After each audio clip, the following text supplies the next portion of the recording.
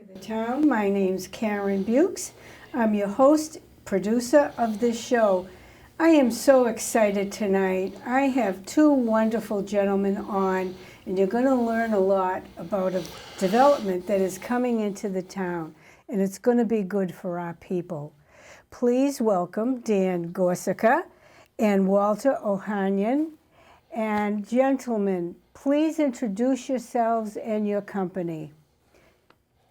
So my name is Walter Ohanian, and I am the Managing Director of the Grantham Group. And Grantham Group is the developer, Massachusetts-based developer and management agent to many affordable housing communities throughout Massachusetts. Throughout, how long have you worked for them, Walter? So actually, I'm one of the first employees of the company. We started over 25 years ago, and I've been there ever since. That's wonderful. Yeah, thank you. And a fellow Armenian. And a fellow Armenian, exactly. I was happy to hear that earlier today. So two good things today, finding out that I was being interviewed by a fellow Armenian, and also my son's 19th birthday today. Oh, happy birthday. Thank you. I appreciate it. Happy birthday. Thank you. And you, Dan? Yes, my name is Dan Gorsica. Yeah. I'm the Vice President of Development for the 80 Makepeace Company, and I head up the Red Brook project down in South Plymouth. And I thank you very much, Dan. Yes, thank you. Just a little side note, my husband did a lot of filming for Makepeace back in the day by helicopter. Oh, wow. And I still have the tapes for that. It's just beautiful watching Makepeace do the bogs. But let's get into Red Brook and what is happening over there.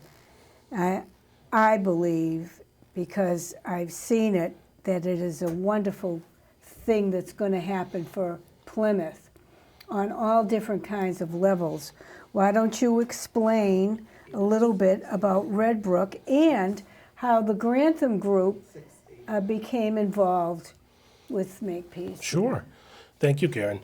So some of people may know Red Brook's located in South Plymouth. The company initially got its master plan special permit back in 2008. Yeah. And then shortly thereafter, there was the real estate recession. So it kind of got put on hold for 3 or 4 years or so. And then really not until 2015 did we really kick off the project. I'm a resident here, I'm a lifelong resident here with my wife and my children. And one thing that the town has that's unique is this village concept.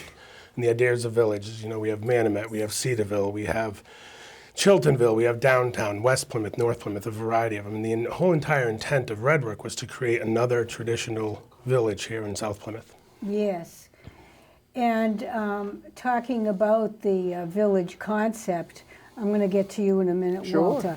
But talking about the village concept, did the people coming into Red Brook, the buyers, were they aware of the village concept? Yeah, so the village concept, it includes a mixed use of items. So it has a combination of homes, single family, multifamily, duplexes, townhomes, and a variety of commercial or recreational elements.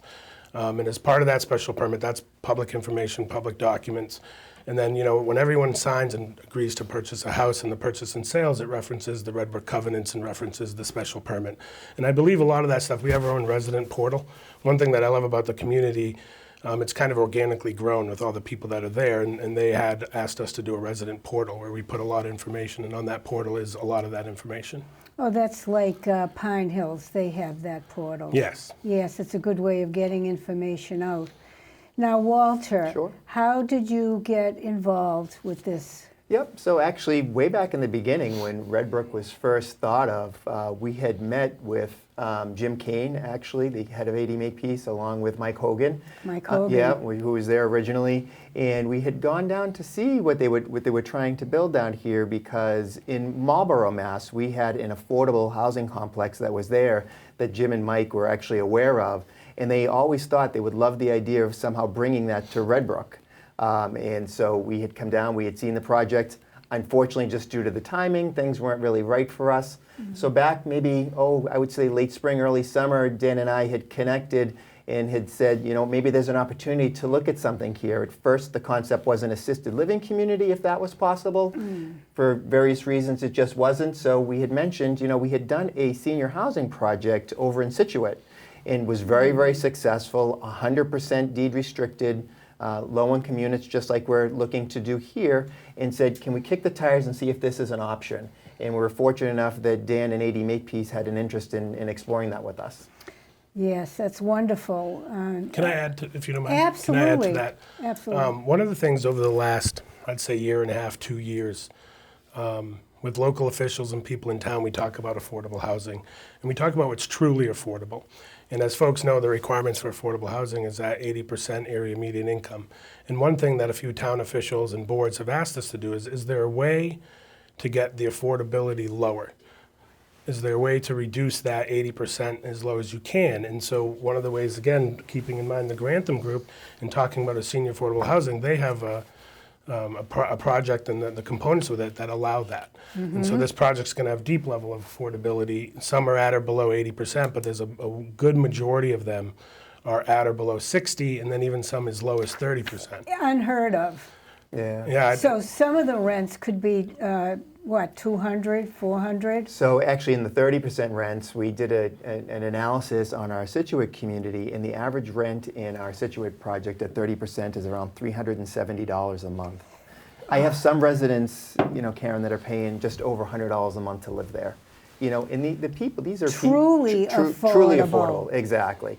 These are people really that had hard times and are really, unable to be able to either stay in the place that they were currently in, or they were couch surfing, going from place to place, living with their children. Yeah. Think about that as a parent, right? Now you have to live with your children because you're just unable to afford something that makes sense. And that's happening more today Yeah. than ever. Absolutely. And not only that, young families can't afford it today. True.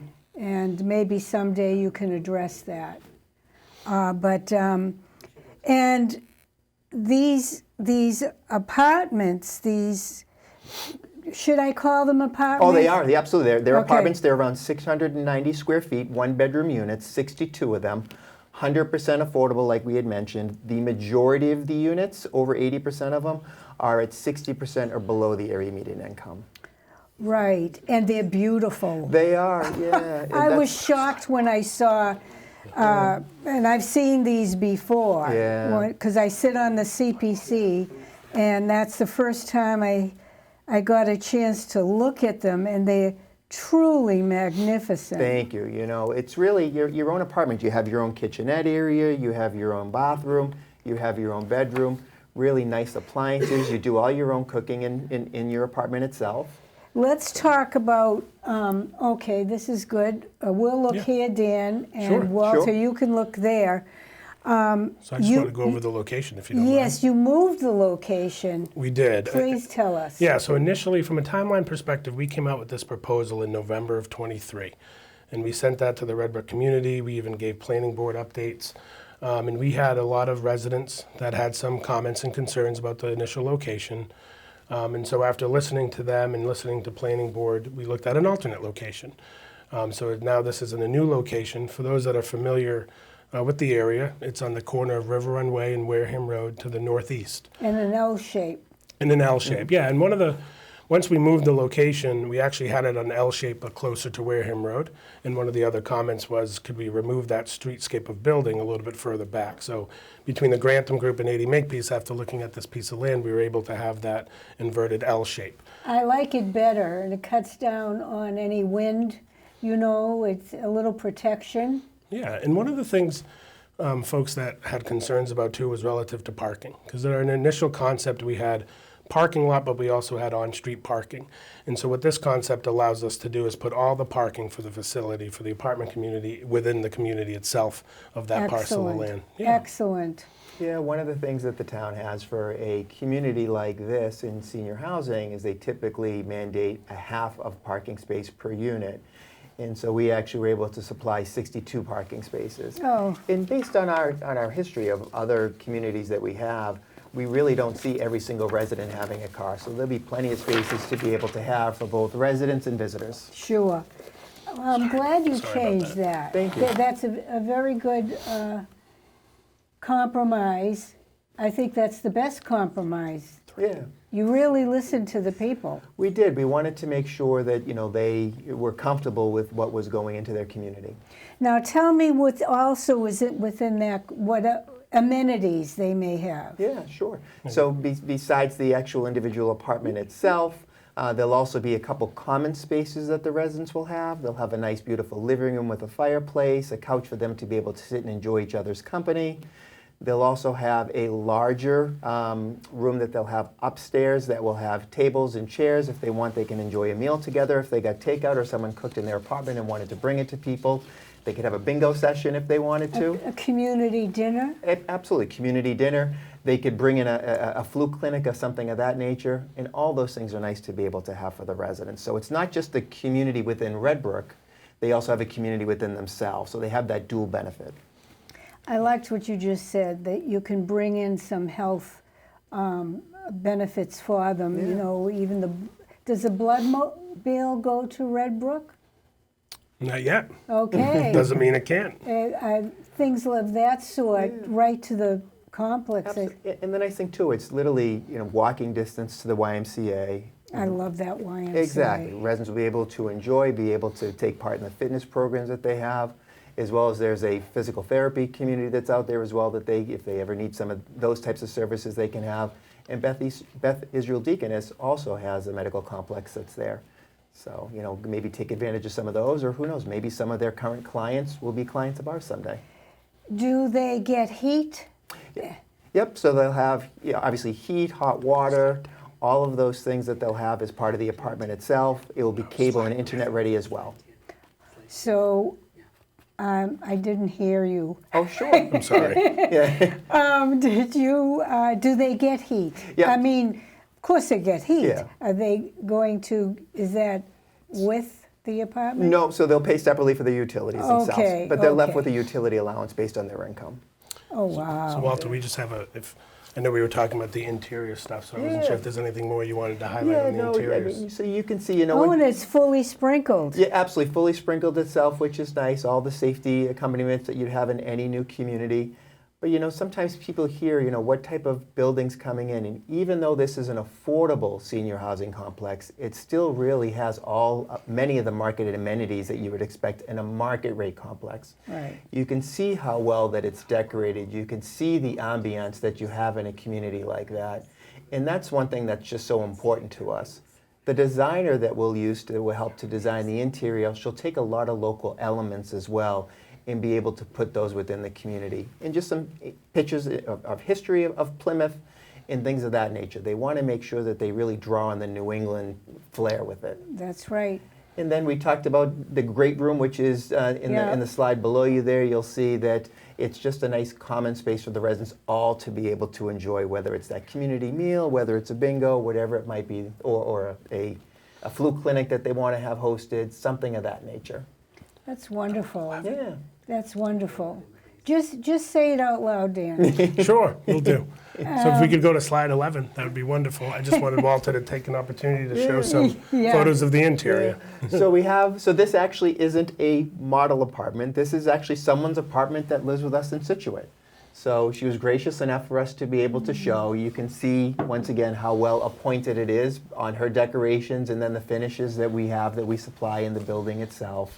So all of these units are individually controlled temperatures. They'll all have one-bedroom units with a walk-in closet, which is nice to be able to have, so they have ample room to be able to store their clothes. Right. Nice bright windows, as you can see from the Lot pictures of that are light. there. A lot of light to be able to come in. That's very healthy. It is, and just taking advantage of the outside and bringing it in. So residents really seem to enjoy the type of apartment that we'll end up building. And even though these are one-bedroom units, there are a few husbands and wives that might live there, but the bulk of the residents will most likely be a single person. Who is going to do the vetting? So when a resident comes in, they fill out an application, and we do the vetting itself for the residents. So we make sure that they are going to be able to qualify for the unit, and they're more than welcome to be able to apply and to come in. So the nice thing about it is the average age of our residents. This is actually another fellow Armenian. This is John Kasparian. Ah. Yeah, so this is a resident in our Marlborough community. His claim to fame actually was he told me about the days and times that he used to go and light the street posts, the street lamps, when they were gaslit. Oh, So if you can imagine how many moons ago that was. So I our love it. average age is around 76, 80% women, 20% men. You know, unfortunately, 95% widowed. That's typically the type of resident that we'll see that will come. The bulk of the residents, which is true in all of our communities, around 90% come from within a 10-mile radius. Yeah. Because think about it, right? They want to be close to their family, close to someone that they know and that they love, someone who's going to help care for them in other ways, right? So not just them, obviously they're not raising a family anymore, they're past that age. They're looking to be able to have someone help them as well. And so they want to have that connection to either A, someone from, they've lived in Plymouth their entire life and want to be able to stay here, but maybe just don't have the means and the resources to be able to stay in their current home or their current living environment. Or B, it's someone who maybe their children have, come and retired down in this area, live in Red Brook or one of the area places, and they want to bring mom and dad here. Right. And now they have the option of doing it with someone who is even on a fixed income, not someone that's just marketing and can afford wherever they live. That's Someone who right. can have the ability to be able to come here and be on a fixed income. Can I add to some town-related items? Absolutely. If you could go to slide 3, if you don't mind.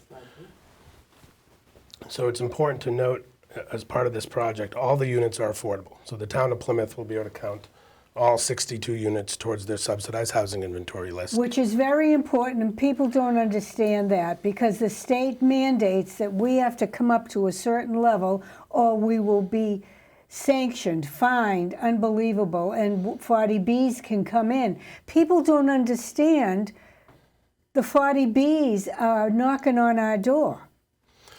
Yeah. So with a 40B, in Massachusetts, the mandate is that every town tries to get to 10% of affordable housing. Once you get to the 10% of affordable housing, the local rules apply for zoning. When you're below that 10%, unfortunately, the local rules don't always apply. And so what happens is you can have a really high dense project come into an area that maybe can't handle it. Maybe height was an issue that the town has. You can only have so much height. Well, now with a project that's in a 40B, they don't have to abide by that. They don't have to abide by much. So the nice thing about getting to the 10% or striving to be able to get there is you're showing the state that you're trying to make movements to be able to have your affordable housing stock in at 10% or above. And that's what a lot of towns strive to do. And which is what Plymouth's striving to do. And that 10% is hard to attain. It is. There, I don't know exactly how many communities in Massachusetts have gotten there, but it is difficult to be able to do. We're a really low impact project to a town.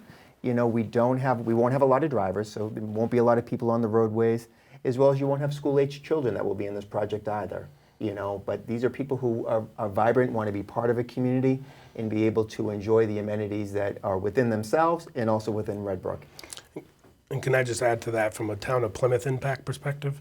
Red Brook's a private development, private community. It has its own water and wastewater facilities. So we're not connecting into town sewer or town water. And also with the Grantham Group, they're a private entity, so they'll own and maintain their own parcel.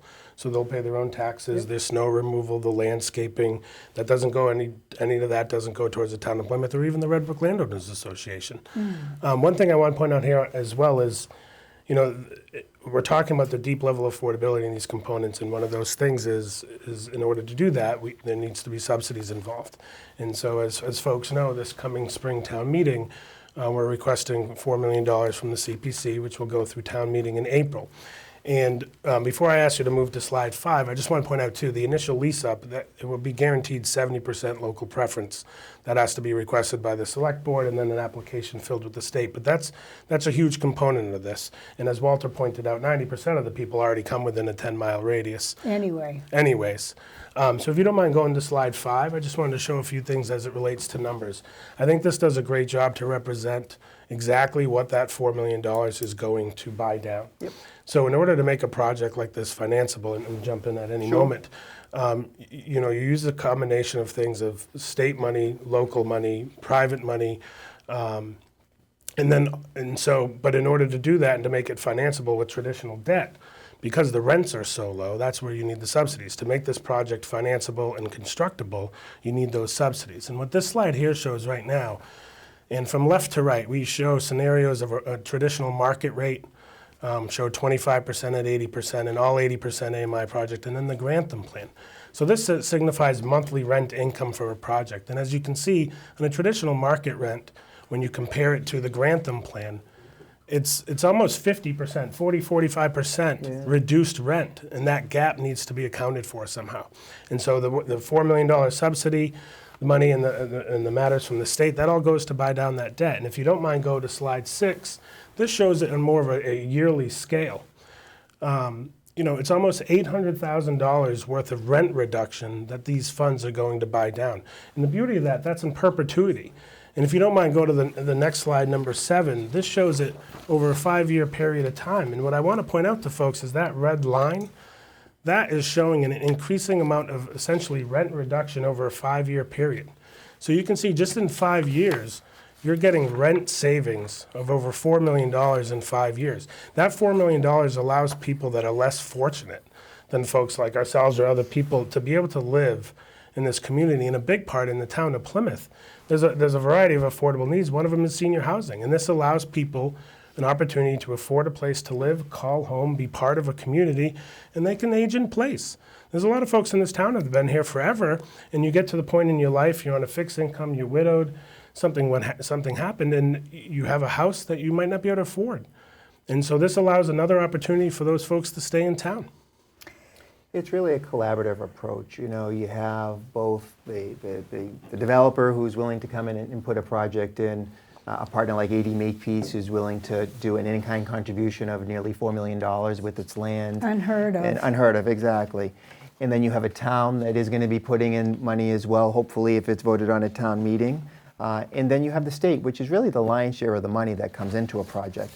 But we can't get to a state application until we know we have a town commitment. That's right. So the state always wants to make sure, does the local entity really want to see a project like this move forward? And if they do, we've always put in projects that have been awarded because the local commitment has been there. Without that local commitment, they'll realize that maybe it's just not the right project for the town. And that's why you came to the CPC first. Correct. If you had gone to the planning board first, they would have said, did you go to the CPC?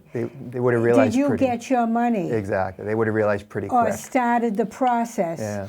And you would have wasted time and people's time. You came to the right entity first. Yep.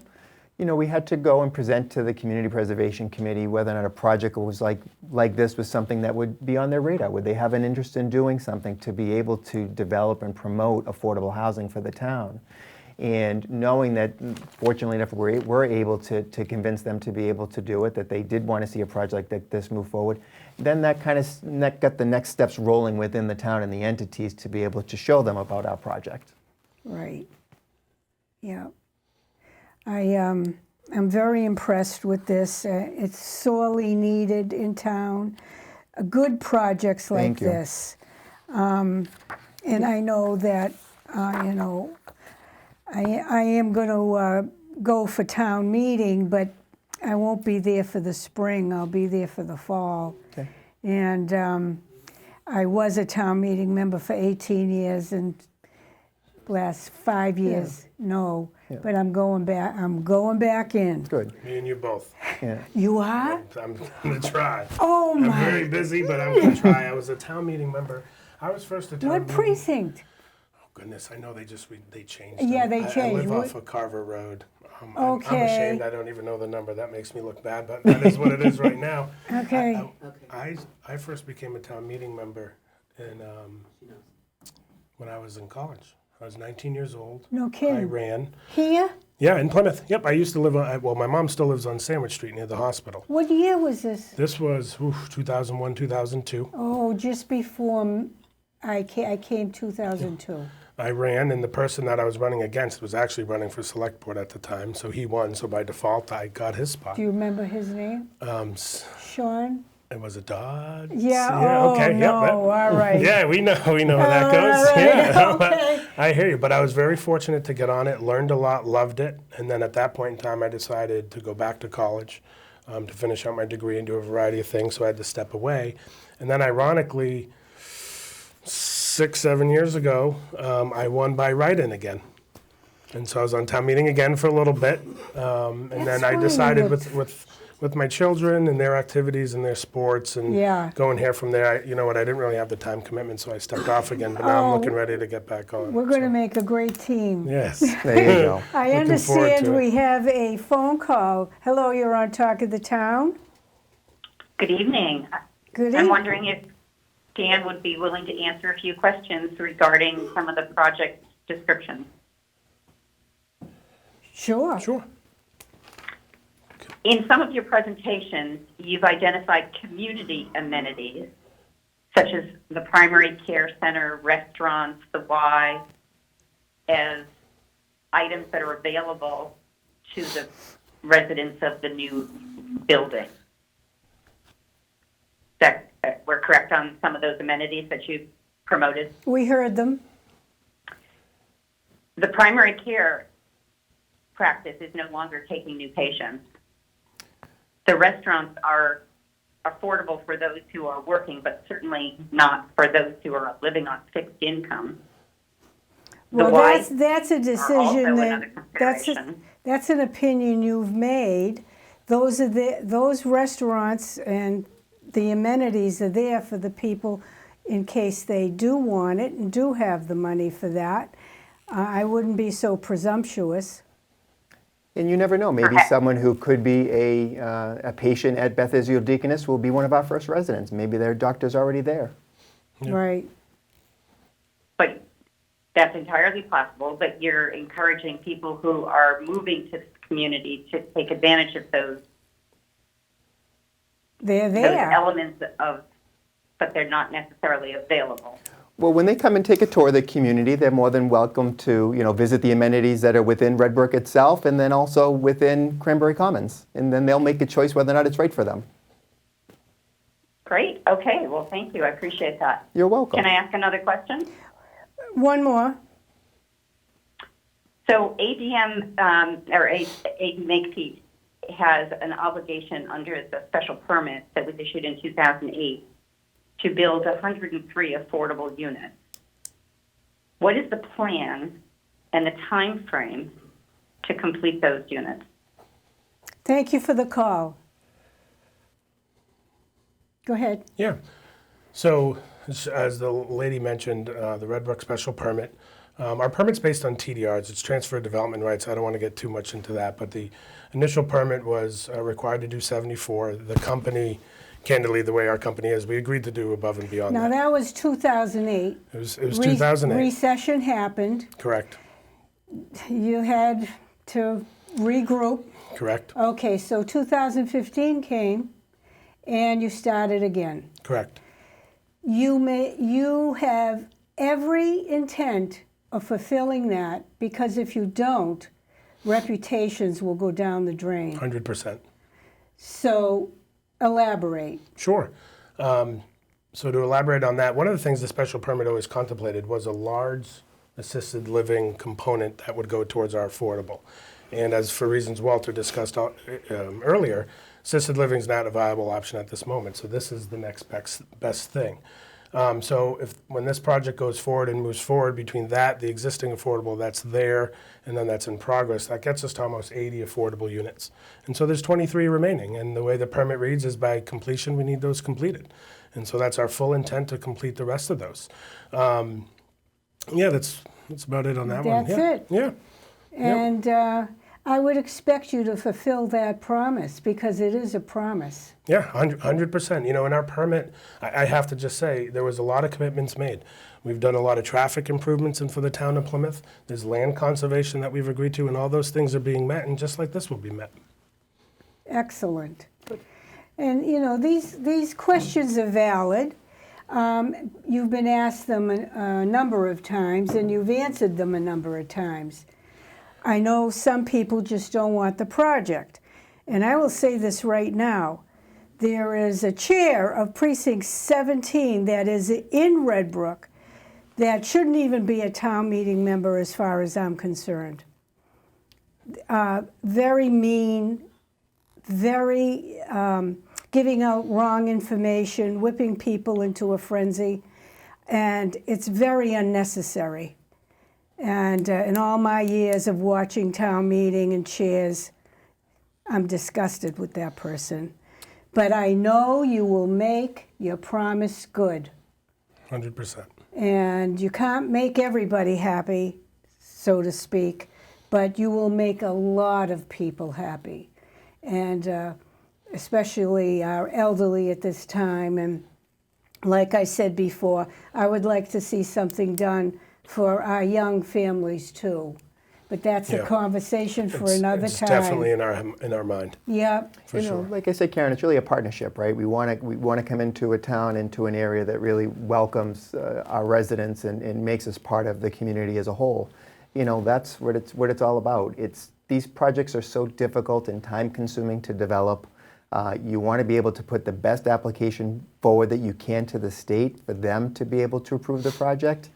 And then at the end of the day, in all of the communities that we have, the towns and the cities are just grateful that they have projects like ours in them. One of the things I didn't mention, but I will now, is we were fortunate enough back just before COVID, our company was actually recognized by the governor for our development work in affordable housing. We were just so honored and proud that Governor Baker took time and to really recognize the units that we were able to produce across all of Massachusetts. And then also just most recently, we were fortunate enough where the VA put out a request for proposal, the VA in Brockton, and of all the proposals that they received, they chose to grant them to be able to develop something on their campus. So not just even from cities and towns and states, now you have a federal agency that is really just interested in the work that we're able to do and to be able to provide the appropriate types of housing for these people. So we're quite honored about it, and we know that this project will do very well in Red Brook, and we're appreciative of AD Makepeace and what they've offered. And we really feel that the town itself will really benefit from it. And yes, I know it's a lot of money, that there's an ask that has to go into these applications, but we hope in the long run that they'll see the true benefit that they got from it. There's a lot of benefit from it. And, years ago, the state really didn't put their nose into communities like they do today. Yep. And communities really get punished. Yep. And now with this, what is it, MTA overlay and all of that that's happening, people don't realize the pressure that towns are in to comply. Yeah. Yeah, if they want to still continue to receive that state funding, I mean, that's what you're hearing, right, is they could have some difficulties if they don't do that MTA overlay. They'll be punished. Yeah, yeah.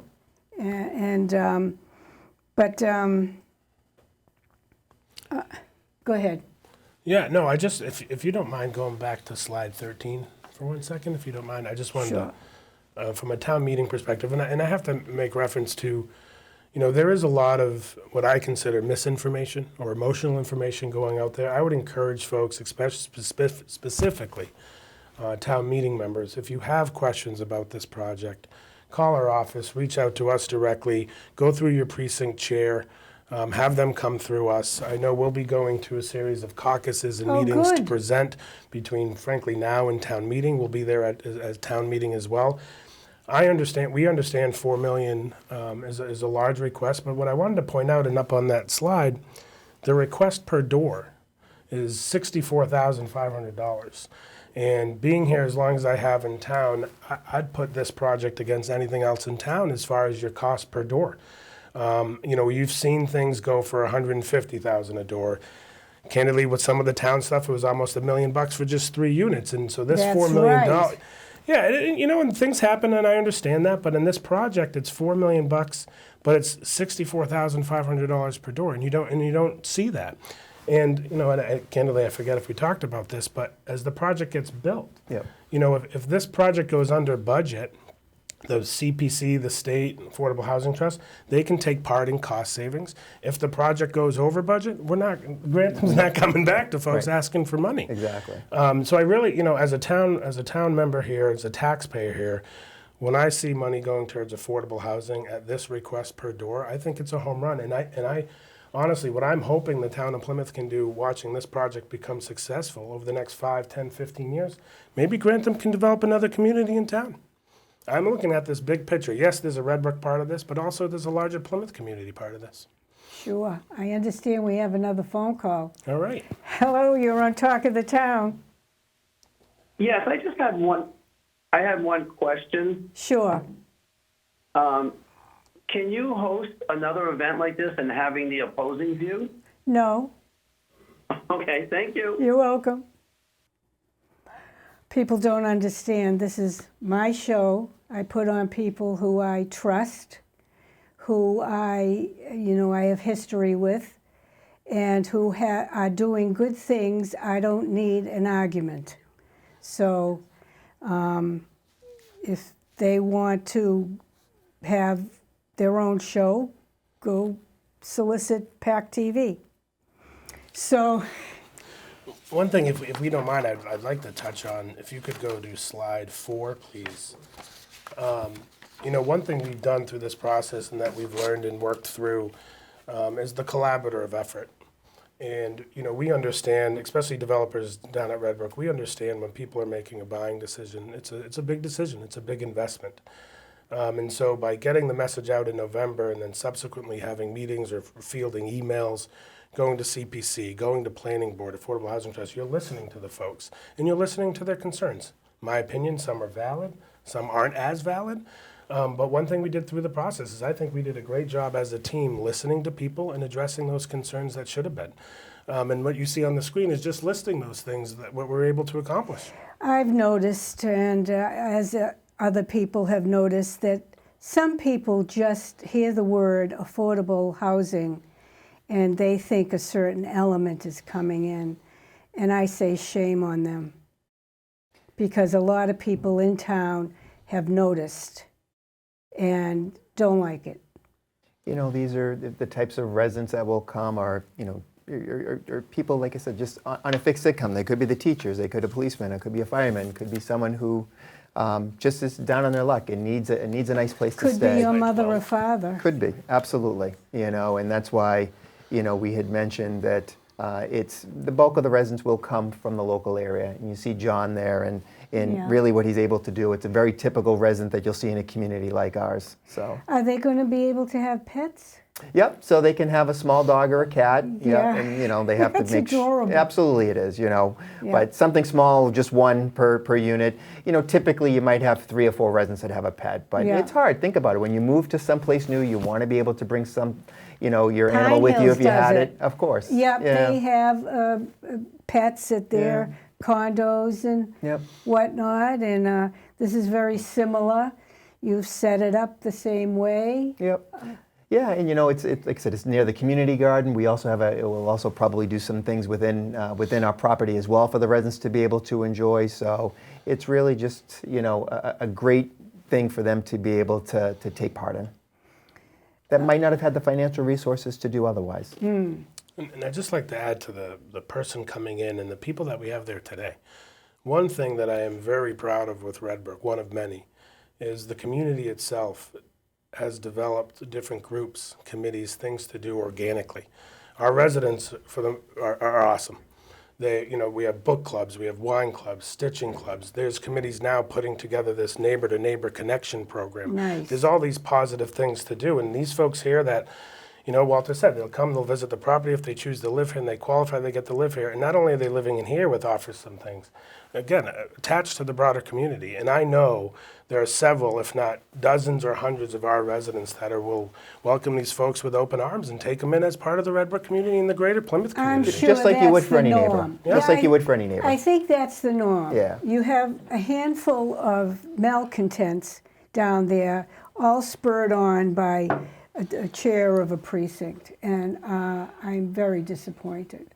But you will prevail, and because it's a great project. Well, thank you. We appreciate that. A lot of thought has gone into it. It has, and it's nice to be able to deliver something to the town that they're going to be proud of, and that's what our reputation is on. We've been doing it for over 25 years, and if you walked into our building today in Worcester, which our assisted living there opened in 1997, you'll see how much Oh, wow, that long. Yeah, you'll see how much we invested back into the project. So the way that it looks today is the way that it looked. It looks even better today than it was when it was built. These So are. you keep up. You keep up, you maintain it. These are capital assets. You want to make sure that are always going to look nice. this is their home, right? Just like you take care of your own home, you want to make sure that these residents have something respectful that they're enjoying and being able to go back to. So whether it's now or whether it's 15 years from now or 30 years from now, we always put money aside to make sure we reinvest back into these communities. Right. And it's, Karen, what? tell people the call-in number. Oh, the call-in number, 508-830-3971. It's up on the screen. Was there a problem? No? Okay. Yes, call in, it's fine. Even though I'm a proponent, it's okay. And it's your reputations. It is. My Yeah, God. that's what we want to make sure of. We want to make sure that we're building a project that's going to be aesthetically pleasing from the outside, also going to be able to be energy efficient, is going to be going to be able to fit into the area that it's involved in. The architect actually that we're using is Smook Architecture, and he is quite familiar with Red Brook itself. And we've actually used him for our past, I think this would be his 5th project that he's worked on with us. And he's really listened to hear some of the concerns that you have within the original proposal that we had for the project. So it was nice that he was able to make some changes to the project to be able to have it fit into the site a little bit better. I understand we have another phone call. Okay. Sure. Okay, hello, you're on. Hello, Karen. I just Oh. want to say that years ago, I was in the original citizens group that sat with AD Makepeace at the schools and many meetings, and I have to say that they have accomplished everything they said they were going to do. And I have the utmost faith that they're going to do this again with this new development. If you look at what AD Makepeace has done, with all the traffic mitigation and everything else, it's 1,000 times more than what the Pine Hills ever did. I am also a town meeting member for Precinct 17. I've had the opportunity, and Dan's given me an awful lot of time. Walter, I've met you a few times and spoken to you, and I think this project's going to be good. The old project, when it was across the street, there was a lot of concerns, and you listened to the people, you moved it, you gave more land than you first said you were going to solve the parking problem. You've met with the residents several times. You've been open and more than welcome, welcoming them in to talk to them. Dan, I remember, like I said, I remember Mike Hogan and Tom Berkeley, and you guys have done a great job, with AD Makepeace and the Red Brook development.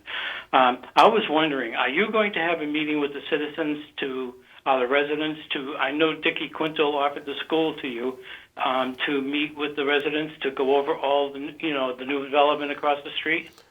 Yeah, so we reached out to the school. We got available dates. I haven't, in full disclosure, residents haven't heard any of this yet because we haven't shared any of the dates. We're still shuffling through what date works. Candidly, this is also the same time of year we do our annual Landowners Association meeting. So we're trying to balance that meeting with this meeting, and then also the residents, they have what they call an advisory committee.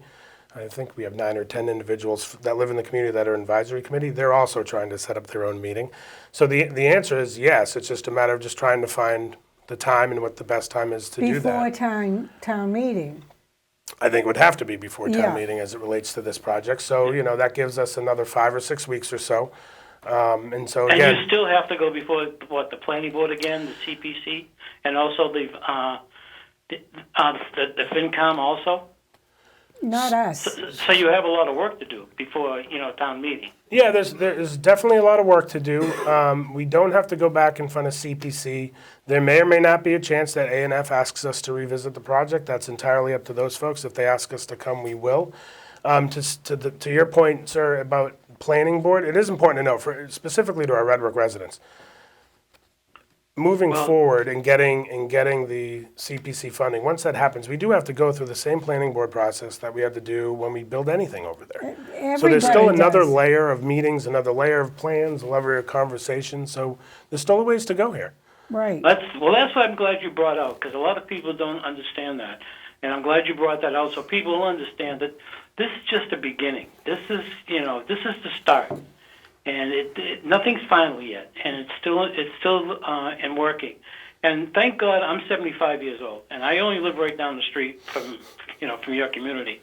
But if something happened and I had to sell my home, I would love to be able to have a place like Red Brook that I could afford to go into, because, like you said, Dan, Plymouth is not affordable.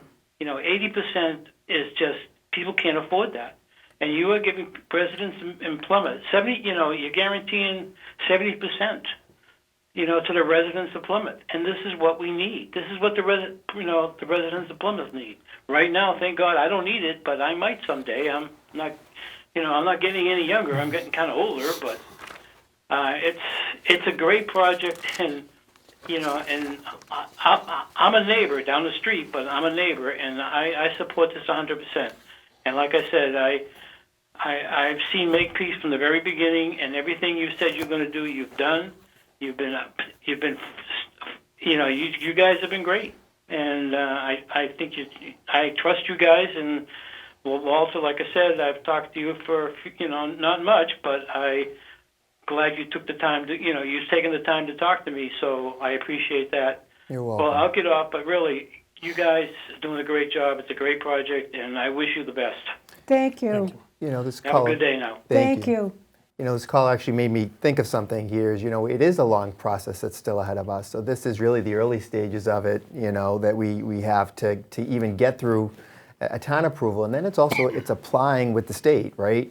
So let's say everything goes swimmingly in April and the town of Plymouth its voters decide that they do want to put money towards this project. What we'll do from there is we'll go ahead and prepare an application for the state that will go in June. And then what the state does is they vet all those applications to see, is it really ready to get a full application approval? And then we're hopeful and optimistic that we'd have all our ducks in a row, that they'd say, okay, Walter, go ahead and put a full application in for September. They'll vet the project up and down, left and right. And they'll say, okay, we believe in this project. We think now's the right time to fund it. They'll make an announcement sometime the first of the year. And if that project goes ahead after the first of the year, we'll go through a closing process, probably break ground sometime in April or March or April, something of that nature of 2025. Also what happens is you don't know what other projects are already out there that maybe, the town has, or the state, I should say, is maybe committing to or wants to be able to do. They may have other needs, and right now the one in Plymouth might not be something that they can put at the highest priority because there's only so many dollars to go around. So they might bump us to another year. And so then at that point, even though we have the town commitment, it could get delayed a year and then everything would start a year later. Typically what we'll see is it might take more than 1 or 2 rounds to be able to get approved, but we're optimistic with this big of a commitment that we have from the town, the pull that they're trying to get closer to their 10%. We feel there's a lot of good stories here to be able to hopefully get an approval and to sometime get in the ground next year. That's a good point. Yeah. It's a very good point. You do have people who support you, Well, thank you. Yes, and I will say, for those who have reached out to us individually, a lot through email, phone calls, or text, I say thank you. And I know it's hard in today's climate, in today's world, that when you are a supporter of something that you hear some very adamantly against, it's hard to come out publicly. And I understand that, but I will say for sure that for every one email I may get in opposition, I'm getting 5 in favor. And so that makes me, candidly, it makes me feel really good to be part of a community like this and a project that people understand. And I just want to touch on another thing. And I know change can be difficult for folks, and we understand that. And I've been here with the company now going on into my 9th year. When I started there, the meeting house was just a foundation. The Y was just a slab on grade. It was the winter that we got like 18 feet of snow. Yeah. Okay, so I've been there essentially since construction started. This isn't the first time that we propose something that people get nervous about or get scared about, thinking, oh my goodness, what it's going to look like, what it's going to do. It even happened when we built the medical building. We have Beth Israel in there, Long Pond Physical Therapy, and Rockland Trust, and people were nervous about that. You build the building, and then they're like, oh, okay, this looks great. Like we made several years ago, 3 or 4 years ago, we made improvements to the green. We added some seating and some landscaping, and when it initially happens and it goes off, people are like, oh, I understand, they're emotional about it. They're like, oh my God, you're going to ruin it. Then it's done, and people are like, oh, this looks great. It's beautiful. When we did the Red Brook apartments, and this size building was going to be consistent with those, the initial from residents were like, oh my goodness, it's going to be too big, it doesn't fit. Now it's there, you don't even know it's there anymore. And I just want to reassure the people that they're going to build at the highest quality of standard, not only to meet our standards, but to meet their own. Yeah. Well, some of them act surprised, and that's why I asked you in the very beginning of the show, did the buyer first coming in, did they realize what a village concept is all about? Pine Hills has the same thing. They're under a village concept. All village concepts have to have all that same criteria. Were they aware? Yeah.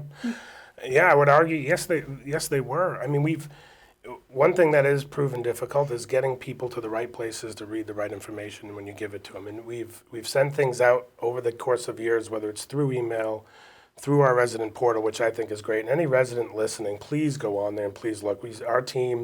Our team members are awesome, and they spend a lot of time updating that. There's a lot of good information on there.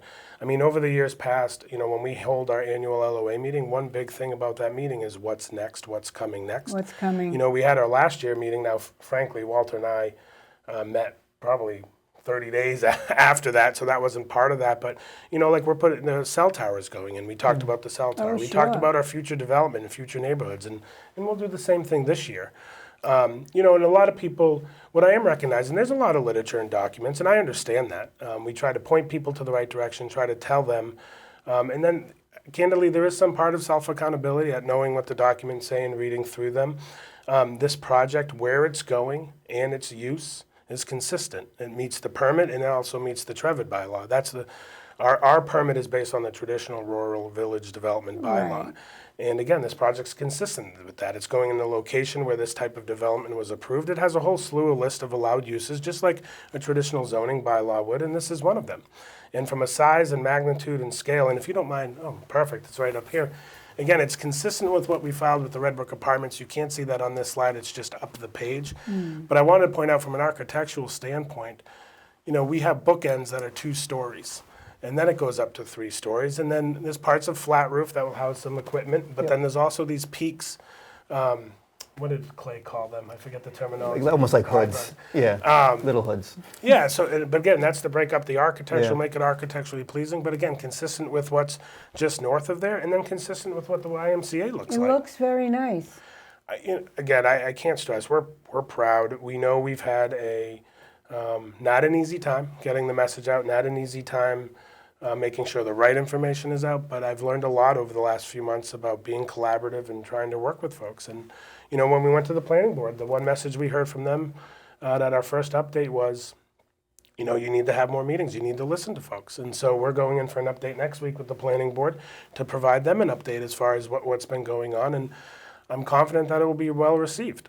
Good, I am too. I mean, the location was a concern with some of the neighbors, and rightfully so. I And understood that. And as well as the parking, Yeah. when we understood that as well. So that's why, working with AD Makepeace and Dan and them stepping up to the plate and being able to help us on a different lot that still makes a lot of sense for a project to be successful. We were just proud that we were able to get something that still residents will have access to the village green relatively easily. So I think Dan would remember how long it took, well, maybe you're too young, but how long it took Pine Hills to get through. I think I was 10 when they started. Yeah. I was the first. Process. Yeah, I was the first letter that went into the paper and said, "This is a no-brainer. Do it." yeah, And through the process, they were able to refine it. yeah. Their plans changed, and like yours. And I like that. It's much better. Well, thank you. I think so. And the beauty of moving across the street, too, one of the comments was made about, can you get more units in? Can there be more? Is there a way we can work that out? By moving across the street, it allows for that. You got more room, so you're allowed to add a few more units. You're allowed to contain the parking. Yeah. 100% on site. It was nice, when Dan had approached us, said, listen, the town would like to see if there's any way we could get a few more units. And I said, okay, I think I can still do 10 and not have to ask this town to be able to put in any more money. So the state will end up, picking up some of the extra costs. Obviously, the additional rents will help pay down some of the debt that we'll get from it. And I think a 62-unit project on that site will be perfect. Yes. And just a little bit on our end, so we'd be donating the land to Grantham, and then we've agreed to do the initial site clearing, grubbing, getting the project to subgrade, and helping with the utility connections. So between that, the additional rent that you mentioned, and also with some state, we were able to make the project work with achieving the additional units without asking for more funds from CPC. Yeah.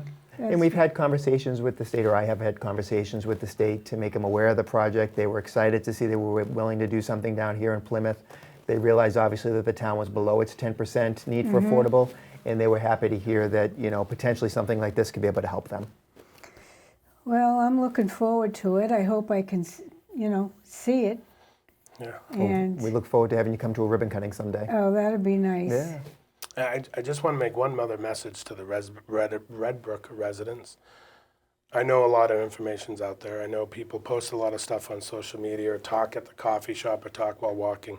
If you hear something that doesn't sit right with you or doesn't feel right, please reach out to our office. A lot of times it's just people not fully Talking. understand something, Yeah. or maybe talking, but then, you know, I talk to Walter, then you go down the street, talk to Karen, then Karen talks to somebody else, and then it might get missed in translation. So if there's any doubt in anyone's mind about anything, and not just about this project, but as a whole, with anything that we're doing, please reach out to our office. You know what would look nice is now I don't know, you might have this already, is at Christmas time, one of the trees just decorated. Oh, I'm sure they'll be decorated beautifully during all the Yeah. different types of seasons, including the fall with pumpkins and whatnot, Yeah. and lit up at night for Christmas with the lights will be great. We actually have a center in the island there. We'll have a nice flagpole that will be there as well. Many of our residents, I'm sure, have been veterans, so will be veterans, I should say. So nice to be able to honor them and to be able to fly the American flag there too. And I will say, if you don't decorate, we certainly will. Yeah. Because I would ask anyone that's not familiar, come down towards Christmas time, look at the entrance, look at the green, look at all the lights. Yeah. If we could do it without being so, like, I don't want to say the word tacky, but I'd leave the lights on all year. It I love brings it, this too. sense of, it's just a nice feeling, and we love it. Our staff is great, and our contractors are great setting up for the holiday seasons, fall and winter. Yeah. Yeah. Yeah, when my husband was chair of the planning board, he got an idea to decorate the poles in Plymouth with the lights. Oh, that was his idea? That was his I idea. love it. And some people don't like it, but I think it's magical at night. Just brings out, Yeah, of course. Yep. you know, and I could see on the green maybe a big, large, permanent Christmas tree, Yeah. you know, with the lights on every year. That'd be beautiful. And I went to the restaurant down there with my daughter for my birthday, and I loved it. The food was fantastic. Yeah, I have to give a shout out there. As you can see, I clearly eat enough down there.